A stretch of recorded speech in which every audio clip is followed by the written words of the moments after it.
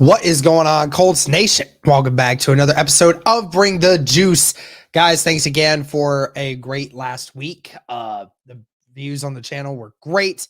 Greatly appreciate all of your guys' support, and thank you for tuning in. Obviously, it helps that the Colts were very active in week one of free agency, and now we move into week two of free agency, and we will see if the Indianapolis Colts fill up any more positions this week going forward. With the few, the pickings are a little bit less than void, so now it's time to see if Indianapolis can put together a few solid free agents. Real quick, I do want to make a quick announcement before I even continue going in with this. A lot of you that watch this channel know of another Colts content creator by the name of Lawrence Owen, aka Colts Law. Okay. He does a lot of content creation on YouTube and also for the Blevin Sports Network. You guys probably know him. He's been on this channel multiple times. We consider him a great friend of ours, always a great content creator. He had unfortunate news that his father passed away this last week, and he is put out a message on social media asking anyone for help, to help him with certain expenses that have come along with this unfortunate tragedy. Do want to just say right off the bat that if any of you watch this and any of you in any way can go and help Lawrence to be able to help him in this time of this crisis, I would greatly encourage any of you to do so. I know a bunch of people, including us, have tried to help in any way that we can with helping it. But again, if any of you have the ability to go and help Lawrence, be sure to check out his social medias and multiple different ways that you can help donate for helping with the passing of his father in the best way possible. But Lawrence, we're here for you, man. Here at BTJ Nation, we love you, man. Keep hanging in there, all right? But anyway, guys, going into the actual video at hand here, and we need to talk about the Colts and what they could potentially do going forward. The big free agent that everyone was wanting to know about for Indianapolis was Isaac Suimalo, who is the guard from the Philadelphia Eagles that the Indianapolis Colts really wanted to get. Most content creators that I've seen and a lot of local media people really thought that Isaac was going to find his way here because, being in Shane Steichen's system, they thought that might have had a leg up when it came to everybody else. But clearly that didn't work out in the favor for the Indianapolis Colts. And Sui Malal is going to Pittsburgh on a 3-year, $24 million deal. So that was a real bummer. A lot of people really wanted to have him in here, but it's unfortunately just not going to happen. But now you need to look at some other options going forward. And thankfully, there's about 20 different guards that the Indianapolis Colts can play around with for guys that we could potentially see come in here. Dalton Risner is one of them. He's a guard from Denver. His market value will probably be close to that of Isaac. So maybe it might be too much in some way. Maybe that was the problem. Maybe that was the contract sake of everything. I don't know. Indianapolis does have, I think if my memory serves me right, at least like the top set, like six, or maybe they're like 6th or 7th in remaining cap because of all the people that we've released over the last few days. And then there might be more coming, who knows? But Indianapolis now has a little bit more freedom to do stuff with their roster. Dalton Risner could be a great one. He's 27 years old, played in Denver. Again, his market value is going to be very similar to that of a Isaac Suimalo, but it'll be interesting to see what they can do with that. I think a couple other names could be Bobby Hart, a guard from Buffalo. I know Billy Price has had an issue every once in a while with production, but he definitely is 28 and he can, be a serviceable player. David Edwards from the Rams, you could also see him involved in that. Again, there's a lot of options here, guys, for the Indianapolis Colts, or even if they wanted to go in a direction of like Gabe Jackson from Seattle. There's a lot of different ways that the Indianapolis Colts can attack this offensive line. This is a very important situation because now, obviously, the Indianapolis Colts missed out on Isaac. So now you're in a situation you have to address it. You have to get, even if you don't get a quality starter, getting depth at those positions is truly important, especially if there's going to be a situation where maybe Ryan Kelly gets traded. I don't know, but at the end of the day, we know the Indianapolis Colts need to address this offensive line. They didn't do it last year, and it really hurt them. And it's a situation now where Ballard does need to do something. Whether or not that's going to be in free agency or the draft, I'm not sure. But free agency right now, there are a few guys out there that could be starters on this roster if we go and get them. So keep an eye out for that. Another thing that I could potentially see, and we need to look at cornerbacks. With the fact that the Indianapolis Colts traded away Stephon Gilmore, you now are missing your number one corner. And I'll just say this right now, guys, there's not really a number one corner out there in free agency right now. Marcus Peters and Shaquille Griffin definitely could be that, but I mean, Shaquille would probably be the closest, but then again, you'd have to pay him double digits per year salary in order to bring him in. So you'd have to be careful of that. And of course, Marcus Peters would be the same thing, but Marcus Peters is on the opposite side of 30. And Marcus Peters has had problems with injuries. Now, Marcus Peters clearly is the best player in all of this, but due to his injury concerns and the amount of money that he's probably going to want, that's going to make it difficult.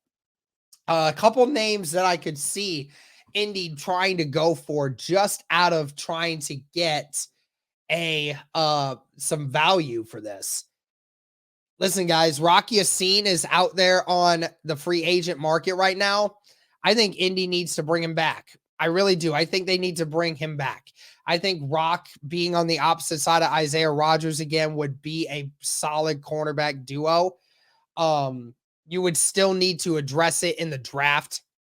One way or another, Indianapolis is going to have to get a corner in the draft early on in the rounds.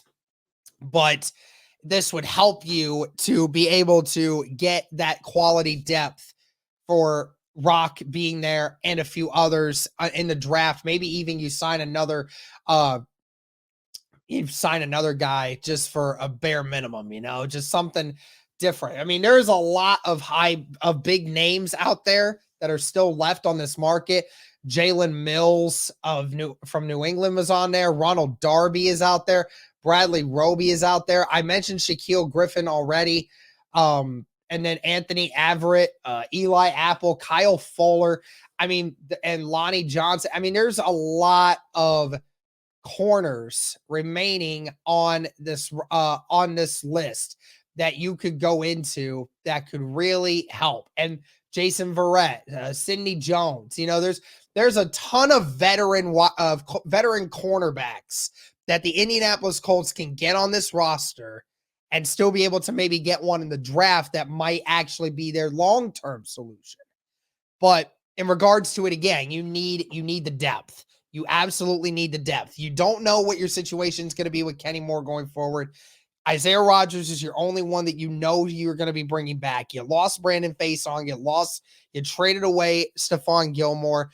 And behind Isaiah Rodgers and Kenny Moore right now, all you have is a couple of guys who were on the practice squad a year or two ago. And now you're in a situation you really need that depth. You really need depth.